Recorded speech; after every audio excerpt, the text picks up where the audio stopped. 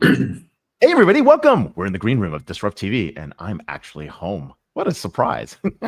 Here with my amazing co-host, Vala Afshar, our great producer, Elle, and more importantly, two guests. So in reverse order, we're going to introduce you. Tell us a little bit where you're coming in from and what you're going to be talking about today. So Huggy, what's going on? Thank you, Ray. I'm Huggy Rao. I'm a professor at the Graduate School of Business at Stanford University. I'm really looking forward to talking and sharing ideas from our forthcoming book, which is going to come out on January 30th. It's called The Friction Project: How Smart Leaders Make the Right Things Easier and the Wrong Things Harder. Very, very timely book. So, Graham, where are you coming in from? What are we talking about today? Hi, everybody. Yeah, my name is Graham Sheldon. I'm in Seattle today. I'm at home as well, thankfully. And I'll be talking to you about the magic of AI and automation for today's modern enterprises. Very, very cool. Two timely topics, and we're about to kick off. Back to you, Elle. Let's do the count, and we'll start. All right. 3, 2, 1.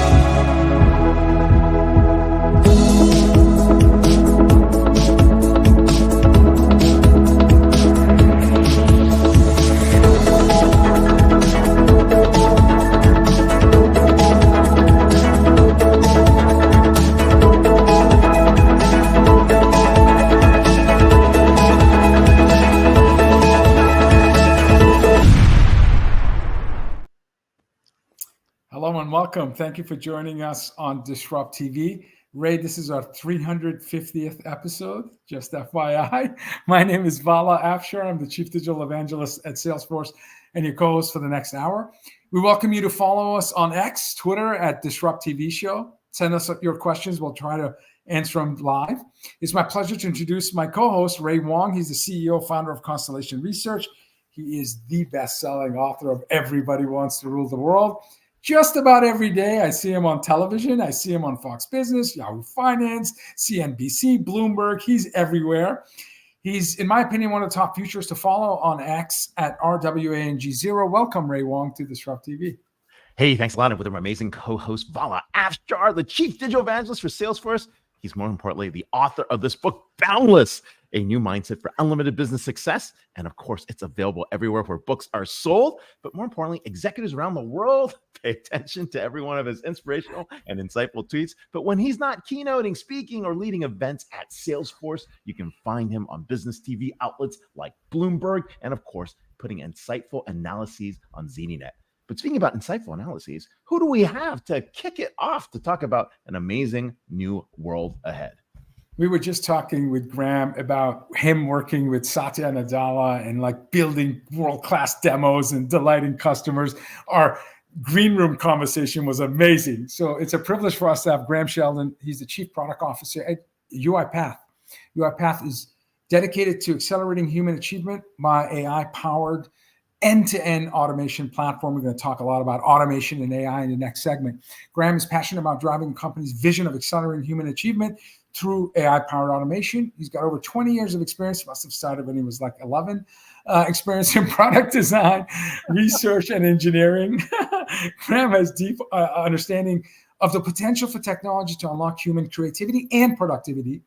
Prior to joining UiPath, Graham spent 2 decades at Microsoft, where he drove product engineering on Bing, Dynamics, Windows, and Office. Most recently, he was the CVP of product for Microsoft Teams, one of the fastest growing business applications with over 270 million users worldwide. You can follow Graham on X at @GSheldon, SHELDON. Welcome, Graham, to Disrupt TV. Thank you so much. Thanks for having me, Val and Ray. I don't have a book to show though. I can catch up with you guys. Listen, Graham, we had a guy on our show a couple of months ago. His name is Professor Atali. He was on our show talking about his 83rd book. Oh my! He's advised four presidents in France. But I mean, talk about, yeah, we were all we're very humbled. Yeah. And we're like, oh my God, what's going on here? But hey, let's start with a little about UiPath. I know a lot of folks know who they are, but give us the stats, the revenue, the employees, the size and scale of the company, and more importantly, why do you believe bots can do anything? Absolutely. So yeah, UiPath is all about end-to-end business platform. It's a business automation platform that delivers AI and automation software that help companies, accelerate their growth, operate more efficiently, and really think about how to transform the way people work. And we have over 10,000 customers worldwide, including sort of 2/3 of the global 2,000. Wow. There's over 4,000 employees at UiPath. And our evolution has been, we started as a scrappy tech startup in 2015, and now in our latest public disclosures last quarter, we have $1.3 billion in ARR. So we've grown really fast, and we're constantly evolving, trying to become, a real, true end-to-end business automation platform for our customers. And Ray, we think robots are pretty awesome, but really, to be honest, there's really no substitute for human sort of ingenuity and creativity. Vala said it right. Our mission is to really try to help accelerate human achievement. So, AI is great for certain things, but humans, they're really great at a lot of things. No, we're not looking to replace humans. We're just trying to help them focus on the stuff that they really love to do. And so, our vision for AI at work includes making sure that employees can become sort of the best versions of themselves at work. An example of that is Time Magazine selected you guys, if I'm not mistaken, for the best invention of 2023 with your AI clipboard. So it was an example of removing friction. Of course, our next guest is an expert on friction. We're going to talk a lot about that. So to talk about, if you want to talk about the award itself, I think it's pretty cool to be recognized by Time. But talk about your vision of and the intersection of automation and AI coming together. Obviously, you spent 20 years at a company that has an incredible history of innovation and automation and productivity and creativity. And now at UiPath. And what does it take for a chief product officer to help these 2/3 of Fortune 2000 enter this hyper-connected knowledge-sharing economy with hyper-automation and AI fueling our economy? Yeah, there's a lot there, Vala, for people to take in, and so I think it's really useful to understand that we fundamentally believe that AI is one of those real catalysts for change. Like the personal computer, the internet. We think AI really truly will help people become a more productive version of themselves. But AI kind of without automation, I like to think of as sort of having like a brain without a body. It's sort of, in order for AI to make informed decisions, to help people the right way, it needs the context about the decision that's being made. It needs to know who the customer is you're talking to. Are they entitled to a certain level of service? Have they complained about this issue before? Do they have open orders with you? And so on and so forth. Automation can help bring that context to bear so that the AI can make an informed decision about these things. Automation can also then take the appropriate actions, to be proactive, to go and, take the particular insights that it comes up with and then do something meaningful with it. And so that customer can have a great end-to-end experience. The context isn't lost.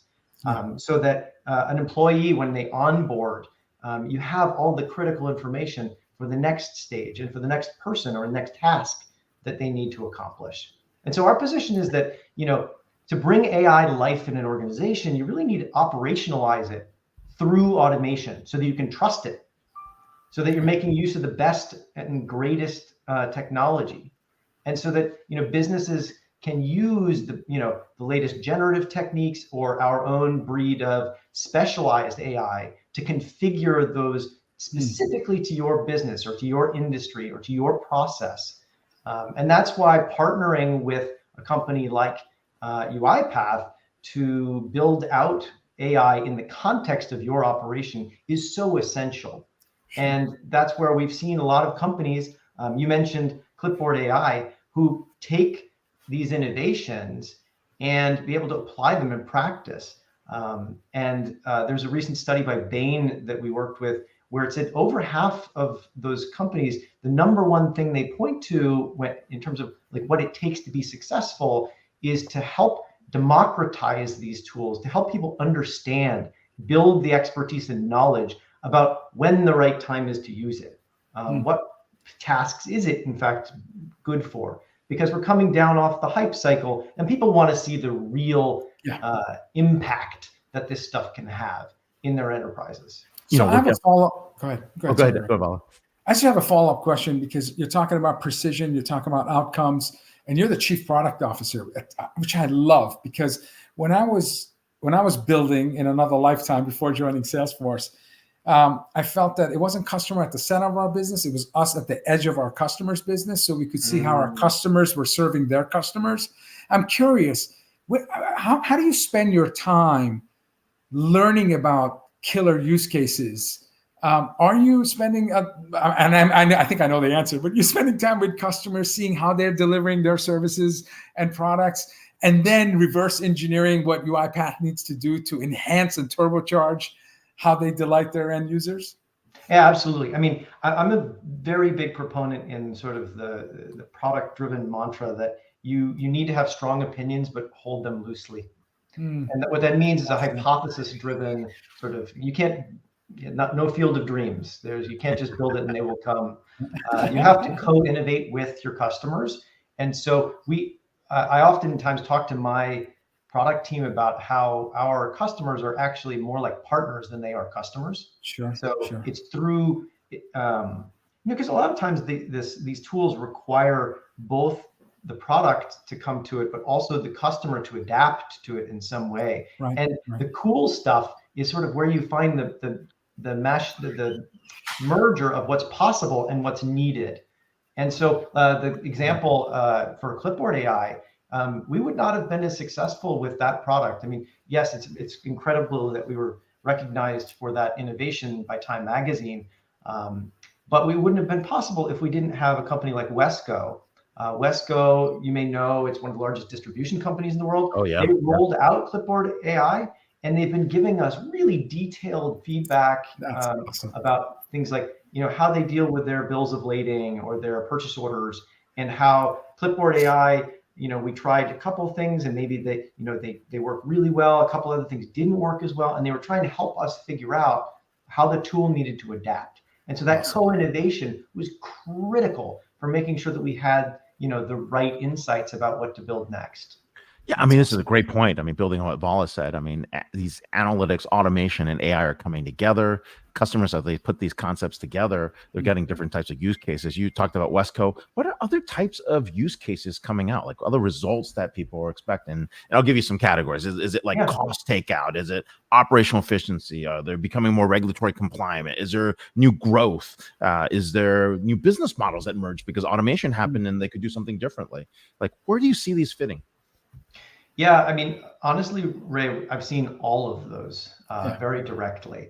A few that pop to mind that might be interesting to you and your viewers are like Lazard.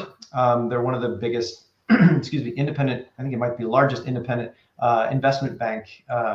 They've used UiPath with generative AI to automate one of the more painstaking things that bankers have to do, which is they create these huge, they used to print them out, huge books, public information books that go along with a deal. And they're hundreds of pages long. And that means collecting data from a ton of different sources, right? And instead of doing that, they rolled this out to 1,000 bankers where instead of doing that, they used generative AI with automation to create that for them and to let them sort of curate what it was coming up with, generating summaries for it, And then, that saves something that would have otherwise taken hours or days to produce now takes minutes. And so they estimated, I think, $63 million worth of savings, and from that one automation alone. And the kind of cool thing about it is, like, no investment banker goes to school to study data entry and data retrieval. Like, that's not what they do. That doesn't. Yeah, no one does right? that. But now, like, they're focusing on the fun part, which is like, hey, this is what I recommend that we do about this information. Here's how you should structure this deal the right way, instead of the laborious parts of pulling the data together and assembling it. I've got more stories like that too. I mean, but you're absolutely right. It's about business growth is possible. You can clearly think about using AI to come up with insights that you might have missed otherwise. So, like, in trying to, you probably know this really well, Vala, like looking at processes end to end. You can really understand what a customer's journey looks like, or how a case gets resolved, or how a deal comes together, and where the bottlenecks are, where the compliance things, where a step is missed, a critical decision is made on an approval. Those are things that you can only get now with some AI, because of the type of data and the volume of data that you have to look at in order to come up with some of the insights that are necessary. Absolutely. And we've been talking about these insights and journey maps for a decade. But to be honest with you, 10 years ago when we were talking about it, enterprise software applications, they didn't have hyperscaler integration. They didn't have CDP technology outside of marketing. They couldn't harmonize. They couldn't create smart workflows. There was definitely no machine learning assistant in the background, so today we can do that. Today it's no longer, it's an age of abundance, not scarcity. Today I published a ZDNet article, which was a survey of 1,000 enterprise CIOs with more than 2,000 employees, and integration was a top challenge for them to adopt AI solutions. Data silos continue to plague. 990 some odd enterprise applications on average, with only an average of 4 years for the lifespan of the app, and only 26% are integrated.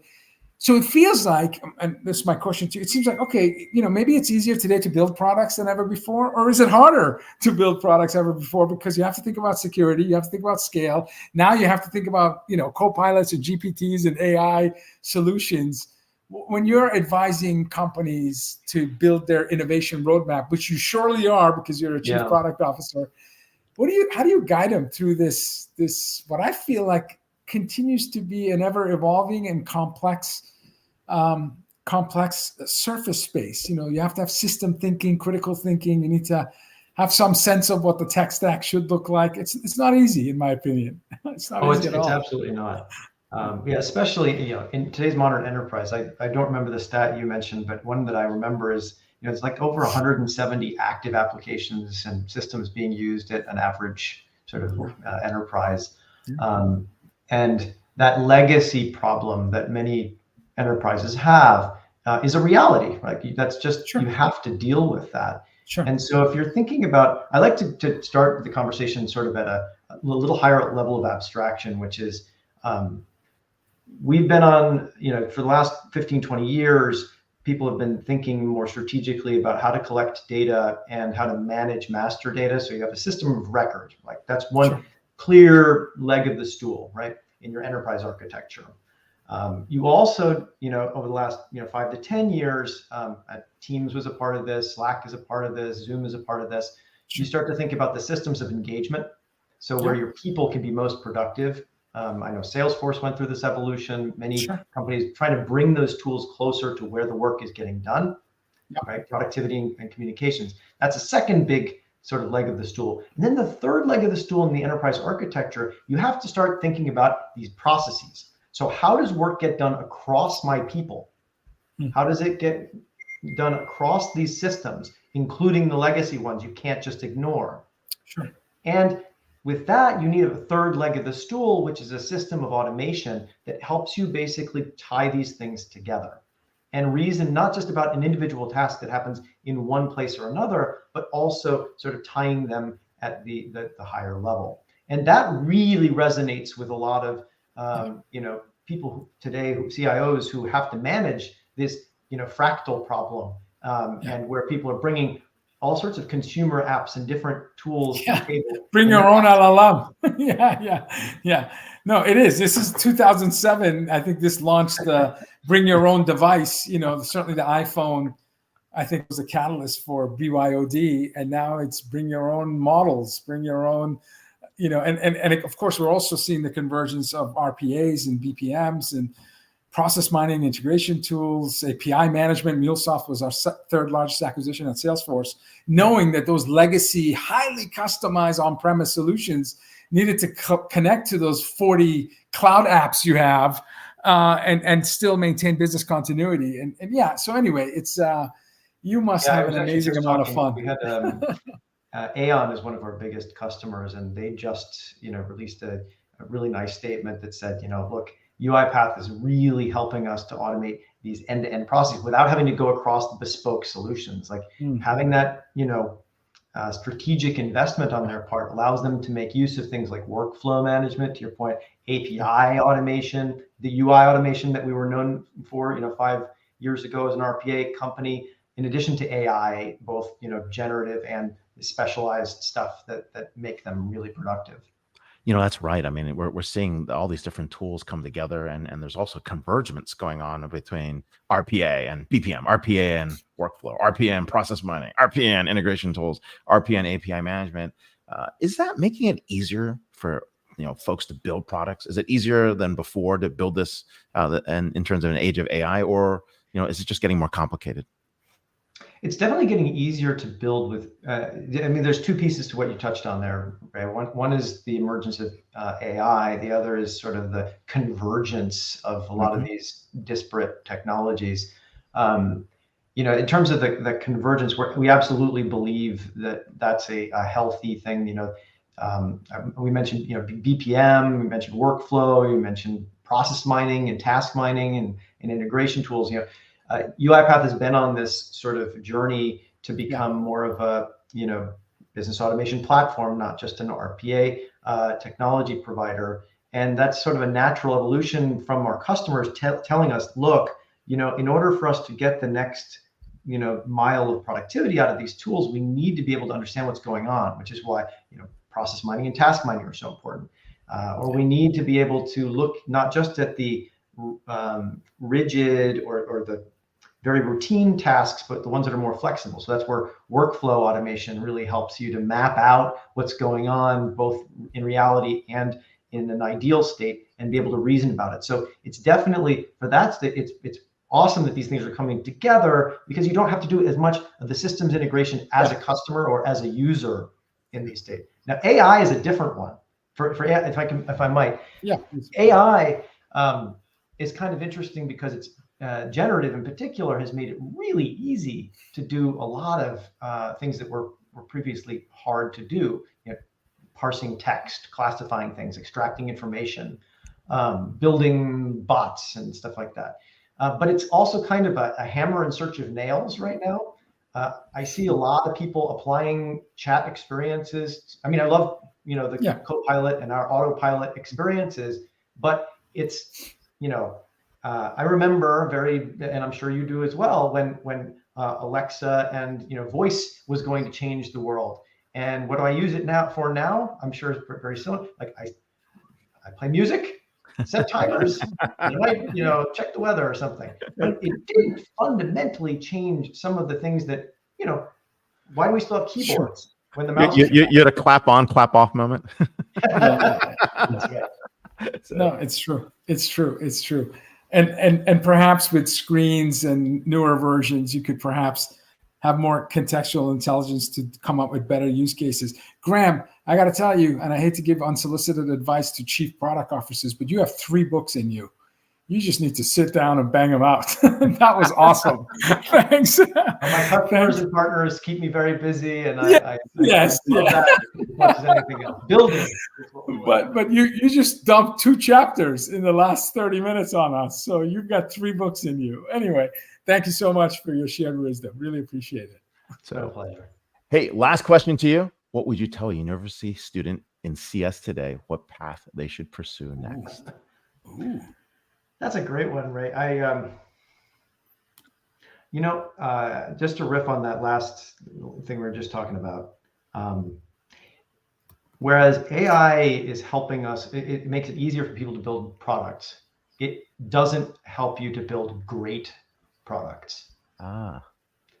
And there are sort of two keys that, with two mistakes that I see people often do. They either go too deep or they go too broad. Both of which are really important, especially for students in education.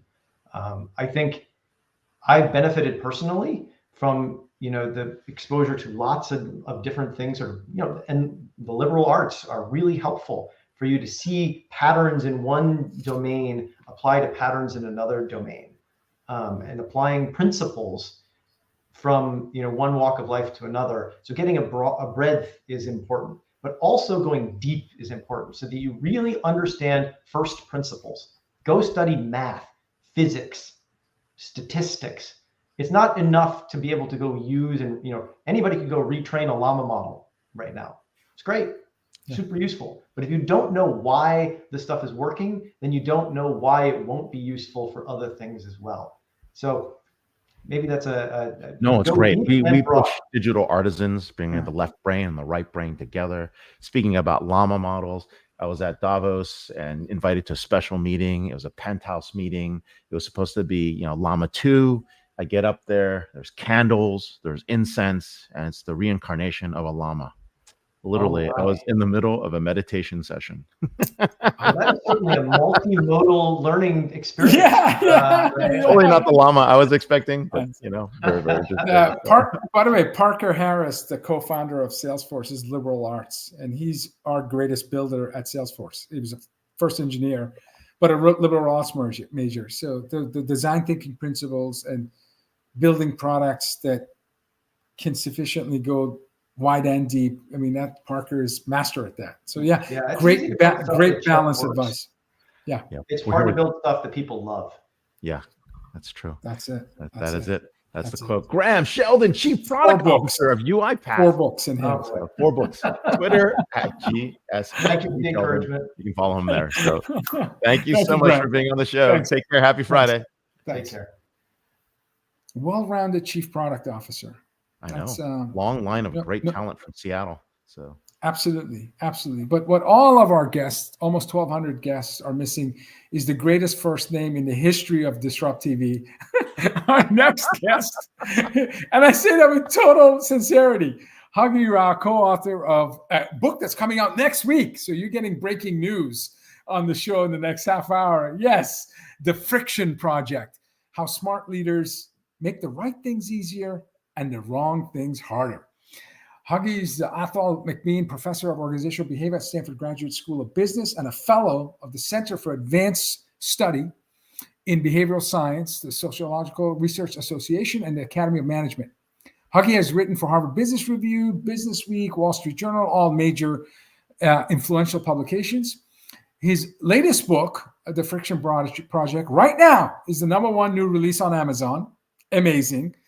And it's a definitive guide to eliminating the forces that make it harder, more complicated, or downright impossible to get things done in organizations. His book is there's so much reverence for Huggy's book. Adam Grant said this about The Friction Project.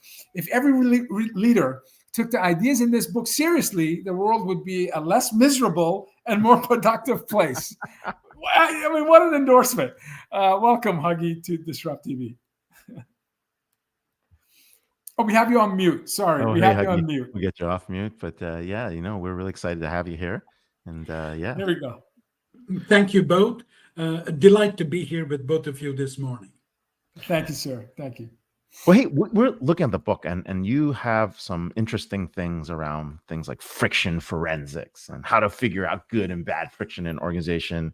And I think that's really important. So what's required? How do you change your mindset to make things easier, right? So the right things easier and the wrong things harder, actually creating those behavior design principles to kind of reinforce, mechanisms. If BJ Fogg was here, I think he'd be smiling, right? You get the idea of it, so. Great question, Ray. Perhaps, please allow me to sort of situate, my response. Bob and I wrote a book called Scaling Up Excellence, and the book did well. I mean, it was a Wall Street Journal bestseller, so we were happy with that. We noticed that the top echelons and the senior echelons of an enterprise, they loved the message. But as we went lower down, people liked the message, but it came with a lament. And the lament was, it's so hard to get anything done. So, two quick bookends for our viewers. I asked one executive in an executive education class at Stanford, hey, where do you work? And the guy looks at me and replies with a glint in his eye, I work in a frustration factory. I mean, I was like floored. And then there was another woman, I can never forget her, a young woman. And I can even recall the quiver in her voice. And she said something that hit me in the solar plexus. She said, I pour myself into doing inconsequential work. And when I come home, all I've got left are the scraps of myself. Wow. That just kind of hit me in the gut. Wow. And Bob and I said, you know what? We really need to understand friction land. So we went in with the lens of what is it friction in the end, as we all know, is about obstacles. Some obstacles infuriate people. That's bad friction, like bad bacteria. And then you have good friction, obstacles that slow down and educate people. You can think of those as kind of good bacteria, the equivalent of good bacteria. And once we kind of realized both sides of friction, what came through loud and clear was the biggest challenge facing companies is time poverty, as those two quotes illustrate. People just don't have time. And when you don't have time, it's super hard for employees to recruit or choose a more curious and generous version of themselves. They're just exhausted. And so, as a leader, you really need to think of yourself as a trustee of other people's time. That is really the first step to changing the mindset, if you will. The moment you see yourself as a trustee of other people's time, that's when you think about, where is it I remove bad friction so people can be curious and generous? But at the same time, all human beings, employees being no exception, customers being no exception, they can easily choose an overconfident and myopic version of themselves. And so how do we stop that? So you really need to put good friction in. So constantly as a leader, what you're kind of thinking about is, where do I take obstacles out? What kinds of obstacles do I put in? And all with a view to kind of make sure we are managing time very responsibly instead of wasting, frittering, and frankly, pissing away people's time. So that is the first sort of step, to my mind, in changing the mindset of leaders. And what I find is, even now, as a result of writing the book, I keep asking myself, if I go to that meeting, is that going to recruit my curious and generous self? If not, I'm not going to go there. Good point. It's just a waste of time. Good point. So that's a great example of subtraction, giving you peace of mind by not going to the meeting. I do. By the way, you make words dance. You've got a great time poverty. That's the first time I've heard, those two words next to each other, and it feels like a delicious paradox, because I would think the path to achievement and wealth is a journey of time poverty, because you have to make deliberate sacrifices. You have to welcome intentional struggle. You tend to ignore loved ones and people around you. So you can be rich in one way and poor in the other. So I love the terminology, time poverty. Man, I can think of many, many years in my life where I definitely experienced time poverty. That may still be true, but I wanted to get to a question. In your book, you talk about the 5 most common and damaging, friction troubles. And clueless leaders. You talk about edition sickness. You talk about broken connections, jargon monoxide. I love that, jargon monoxide, and the fast and frenzied people and teams. But you had just talked about an example of selecting not to go to a meeting, so it was a subtraction example. But That's you say humans default. You write in your book to what can I add here Absolutely. instead of what can I get rid of. Absolutely. Talk to us about how do you create that mindset where it's not compound through addition, but really subtract. That's exactly right. That's a great question, Vala, because what the research shows unequivocally is human beings have an addition bias. It doesn't matter whether you're building Lego sets or planning a trip, or for that matter, reimagining an organization. In all of these things, when you ask people for ideas, invariably their ideas featuring addition. Addition is a good thing to an extent, but the problem is when we add, we actually don't think of the tragedy of the commons, and that is the available time to employees, the available time and attention that employees have. Sure. So what the research shows is the more we add, it turns out people lose willpower. So here's a super simple experiment. You take, let's say, 100 people, randomly put them into two groups. Everybody in group A is given a unique 2-digit number. So Ray's 2-digit number might be different from you, Vala. In the other group, everybody is given a unique 7-digit number. So my 7-digit number might be very different from your colleague L's 7-digit number. That's the simple experiment. Sevens don't know there's a group called the twos. Twos don't know the group. There's a group called the sevens. Why 7? 7 is the magic number. Because on average, it's the amount of stuff we can put in our working memory. Some people can put way more, 1, 2, 3 standard deviations. So that's why the 7 and 2 contrast. So in this experiment, once people are given 2 digits or 7 digits, the door opens, they step into a lobby. There's a table, fruit at one end, and a very sinful chocolate cake at the other. And the purpose of the experiment is to figure out who's going to vacuum the chocolate.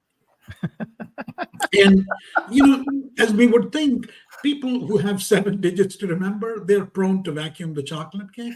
Because for most of us, chocolate cake is a temptation, and we need willpower. Most of us think willpower is in the heart and brain power is here, but they're very connected. The people with 2 digits, they got plenty of willpower in the gas tank. They look at the chocolate cake and say, God, I want to eat that. You know what, maybe I need to work out, etc. Whereas the people in the 7-digit condition, they say, what's the number again? 842, and by then you've vacuumed 2 slices. And that's the problem. So the new marshmallow test. No willpower. And if you don't have the willpower, it's hard for you to ask questions. It's hard for you to be helpful. How can you do all of it? Yeah. You just don't have any of these things. And so part of what we need to do is we need to kind of think of subtraction. But the purpose of subtraction is not to strip tasks away only, or obstacles that infuriate people only. But what's more important is you got to make sure you take out the negative feelings associated with all this business of being overwhelmed. Yeah, I mean, and that is really what you're kind of aiming for. And what we sort of recommend to executives and the others is, hey, what's the simplest way to get to the addition bias? In fact, I was teaching it this morning. Get rid of stupid stuff. I mean, it's not complicated. Melinda Ashton, she's a physician at the Hawaii Medical Center. Oh, yeah. She said, hey, we do a lot of stupid stuff and we don't get rid of it. So she started this initiative. Within a couple of days, she received 188 suggestions of what could be done. And they were able to save a lot of time. One example, if you reduce one mouse click, as people, doctors and nurses are walking around patients, they have 4 units and patients, etc. Sure. They found out that the cumulative effect was you'd save 1,700 hours per month. Where's Marie Kondo when we need her? It's amazing, Ray. We wrote a case study. Bob Sutton, my wonderful comrade, co-author, about AstraZeneca. And as you can imagine, Astra is super regulated. It's a pharmaceutical company. Oh, yeah.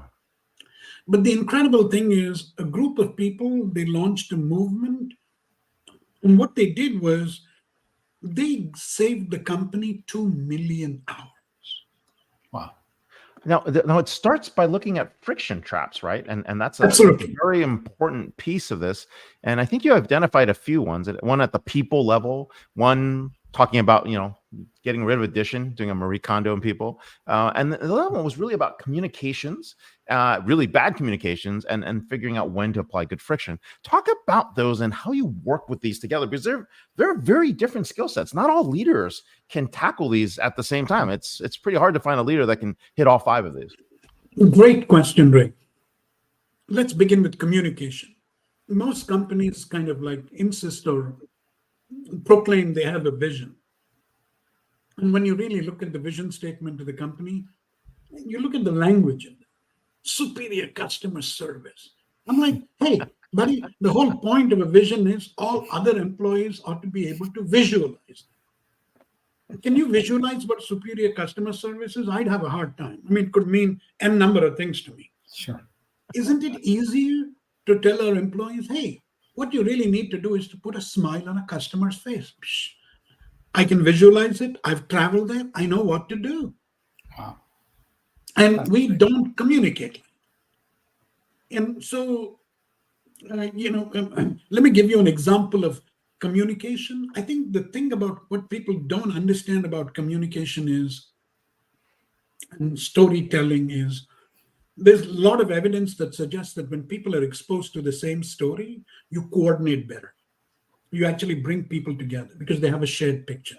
Yep. One vivid example, I teach in the Stanford Executive Program. This is for people who become CEOs and the like. So some years ago, there was a Swedish rear admiral. He was going to be the CEO of a Swedish loss-making submarine company called Koken. And, they were making a lot of losses. And after he finished the course I was teaching, that dealt with all of these things, he said, I'm going to be introduced as the new CEO. What should I do? We strategized. I got to give him a lot of credit. The guy was amazing. He came up with a lot of ideas. And here's what he did, Vala and Ray. The group CEO asked him, where do you want to be introduced to your employees? And he said, I don't want to be introduced in corporate headquarters in Stockholm. I want to be introduced in the submarine yard. Nice. Which is near Malmo. So there's a podium, group chairman, outgoing CEO, incoming CEO, or Swedish rear admiral. That seat is vacant. And the workers in the submarine, they're all a yard are looking around saying, hey, where's the new guy? I guess he's vanished already because we've been making losses for a while. They laugh and they joke and so on. And finally, the name of this incoming CEO is called. And they're astonished when they realize the guy sitting with them, and he also has a hard hat.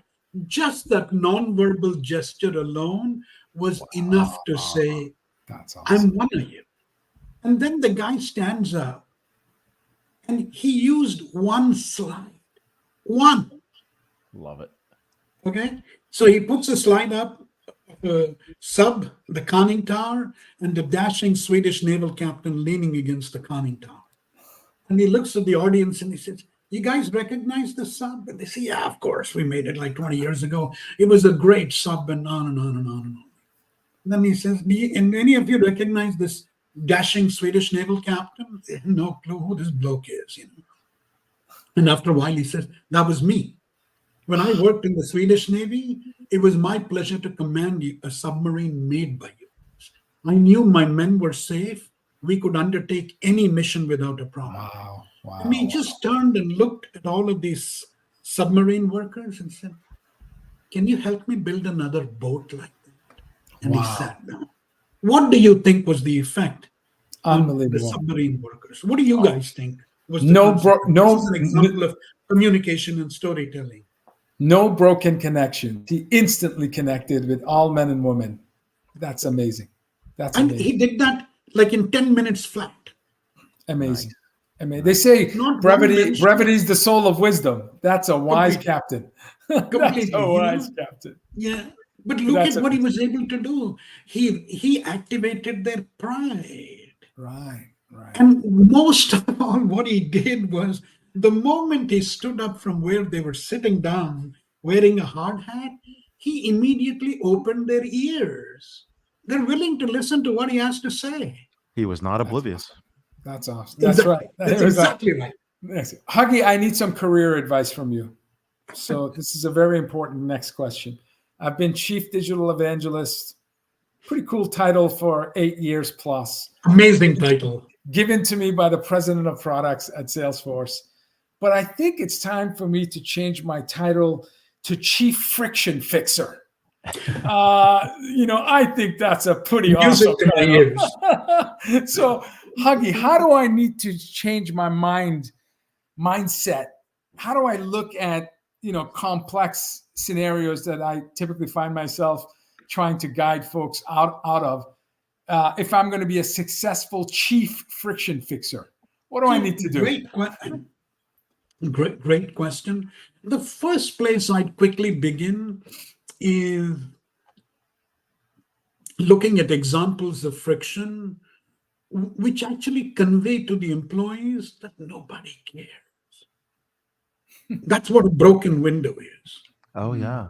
So now most people think broken windows were like invented by some cop in New York. It was actually our Stanford colleague, Philip Zimbardo. It's called a broken window study because he took a VW in the 60s, broke open the rear and front windows and parked it on a street in Brooklyn and began filming what would happen. There's glass and debris on the road. And the first person to encounter the vehicle is a dad with a kid. Do you walk to the other side, call the cops? What does the dad do? Steals the radio. In 1 hour, the car is stripped clean. And what broken windows tell people is nobody cares. And so that is where I would recommend that you start. And in organizations, the broken window could be something as simple as, hey, you spend $75 on taking a client out to dinner, but you got to fill like a 5-page reimbursement form. And now, what are you conveying to people? Like, we don't trust you. Now you can use all this rhetoric of we trust you, you're empowered and all that, but then you got to go through this and people say, man, they don't kind of trust me. So let me give you an example of another company that I went to, and you instantly realize the areas of friction. So I asked the employees, hey, I asked the CEO, what does your company promise? He said, speed, convenience, and trust. I said, okay, let me talk to your employees. So I asked him one question. I said, how hard is it for you to solve a customer's problem? Yeah, it's really hard. I said, really? Why is that so hard? He says, you got to do anything. You require 9 approvals. And you say, why do you need 9 approvals? They look at you and say, they don't trust us. So you're promising speed and convenience, and the employee experience is actually the kind of inverse. Now, this is an area where you can quickly identify friction. So more concretely, Vala, one of the mischievous ideas I'd like to offer to you is when Salesforce hires new recruits from universities and colleges, they're your best friction fighting allies. Send them into the organization and say, hey, what do you find crazy, confusing, stupid? Let's see what they come up with. I love that. And they'll come up with things that shock you. In one company, I'm like walking by, I see a chip designer, and as you guys know better than I do, they require 2 big monitors. I asked the guy, I said, hey, how long did it take for you to get the second monitor? The guy looks at me and says, you work here? I said, no, I'm a professor at Stanford Business School. He says, professor, took me 2 weeks to get an extra monitor. I said, really, why is it like that? He says, the place is like a Turkish bazaar in Istanbul. He said, you got to knock on so many doors. Now, I love that. I love that. See, this is why I think it's important to be a chief friction fixer, because ultimately, if you do your job well, you create a legacy of chief value officer. Because if you can deliver value at the speed of need, you've removed all that unnecessary friction. So I'm hopeful that if I can have that chief friction officer mindset, people will view me as the guy that adds the most value to our stakeholders, absolutely, employees, customers, partners. You suggested a very fascinating connection, Vala. I just finished a case study on a scale up that is being done by a Stanford alum. It's a fun company, amazing company.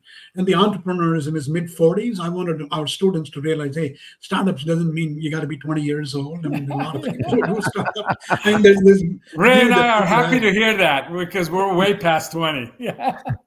Seriously, I mean, so the startup is called Mind 24/7. And it's revolutionizing mental health care. This is in Arizona, Nevada, and California. They're slowly starting. And to me, it's inconceivable that you have 24/7 mental health facilities open, physical facilities. Yeah. So you go there, and I asked him, I said, hey, how long does it take for me to see a psychiatrist? He said 22 minutes. Just think of your local hospital in Seattle or the Bay Area. Wow. You want to see a psychiatrist, I doubt whether you can do that in 24 minutes. Yeah. So I asked him, to your point about friction and value, and I said, hey, how do you operate? And he looks at me and he says, well, we welcome everybody. I said, like, what does that mean? I said, you mean you welcome everybody from an adolescent with ADHD to a homeless person? He said, exactly. I said, okay. Do you have any other guiding motto? And he looks at me and he says, the other one is, we never ask a mental health patient, how are you going to pay for this? Wow. I mean, he says, you never, ever ask somebody how you pay for them. Wow. And I said, well, how do you survive them? He looks and, he kind of used the words exactly you're using, Vala. He said, because we create value. I said, I see you creating value for the patient.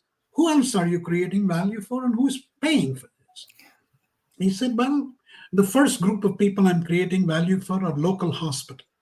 Yep. Because otherwise they'd be deluged with mental health patients in their ER facility. Amazing. They wouldn't know what to do.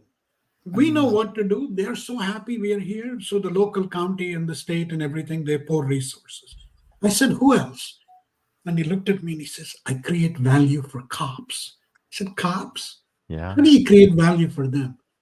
And I was blown away when he told me, this is according to him. Sure. Evidently, the median cop in some cities in Arizona might spend as much as 1 day a week driving mentally ill patients from hospital to hospital, figuring out, are you going to take this person or not? You don't need to do that anymore. You can come to Mind 24/7. And he says, this is working wonderfully well. And so I said, what's the secret of friction fixing? And your question kind of made me think of it. And he kind of looks at me and he says, Huggy, you got to understand one thing. At the back end, running a mental health clinic is kind of running a car wash. You got bronze, platinum, silver, you get the idea. It's like, he says, the real art of friction fixing is love has to meet logistics. Wow. If you're all about love, wow, and there's no logistics, I mean, you're talking a good game, you're not doing anything. Is that Jeff or Adrian? Logistics and no love, you got a problem. Was that Jeff or Adrian? Was that Jeff or Adrian?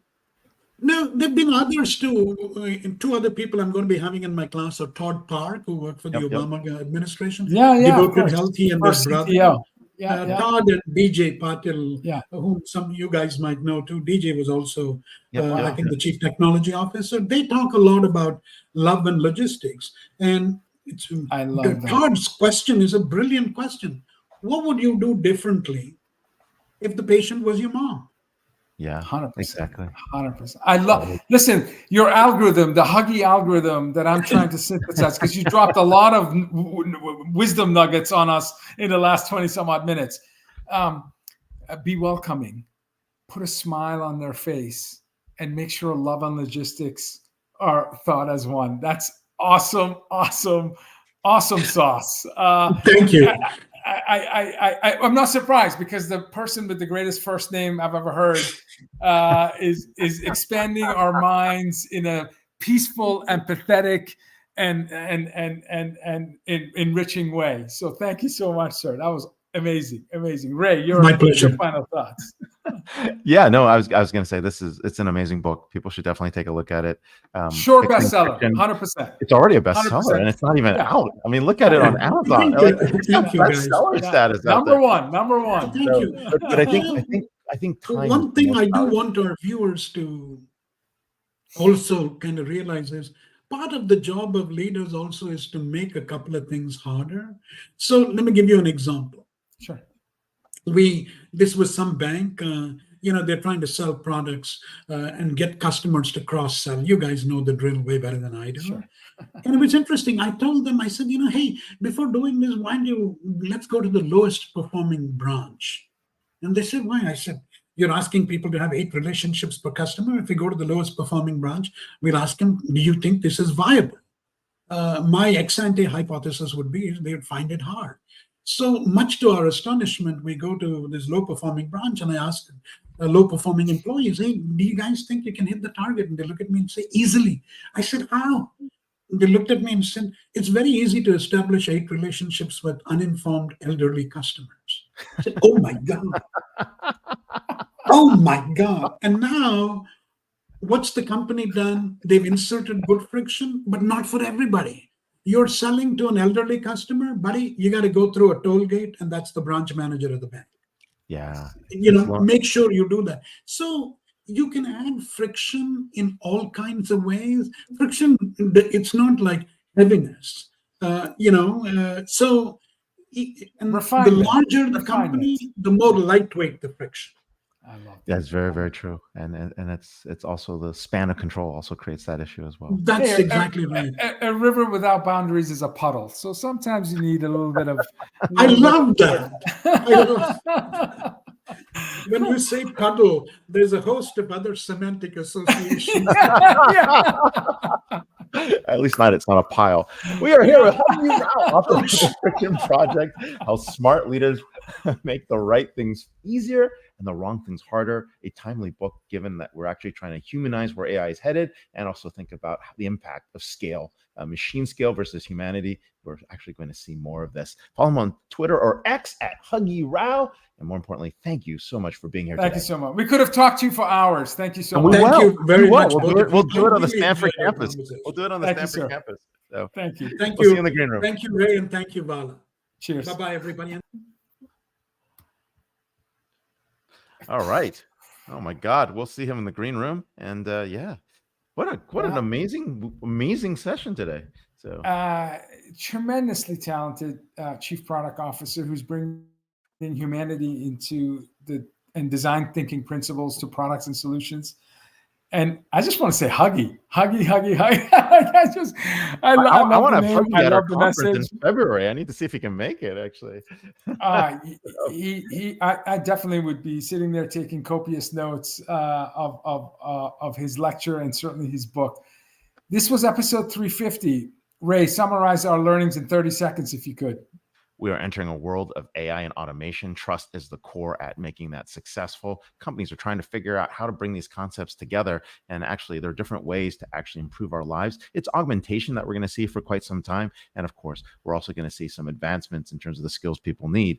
But while we're building it and thinking about that design, organizations still have to function. And they function with lots of people. And in order to make that successful, smart leaders are actually figuring out what it takes, right? What do I have to do to make someone's life better? And sometimes it's taking that point of view, walking in someone's shoes, but other times it's really about a whole bunch of other areas around friction. I think what Huggy and Bob basically put together was a book that helped you identify how to attack this. And I think, Val, you may have a new title of being the Chief Friction Officer that is going to come to bear. And it's mostly about friction fixers and inserting friction where it makes sense. Sometimes you do want barriers in place to slow things down, give people more time to think, to provide a safety net for folks. And we can see both sides of that. But that book comes out on the 30th. Make sure you get it on Amazon.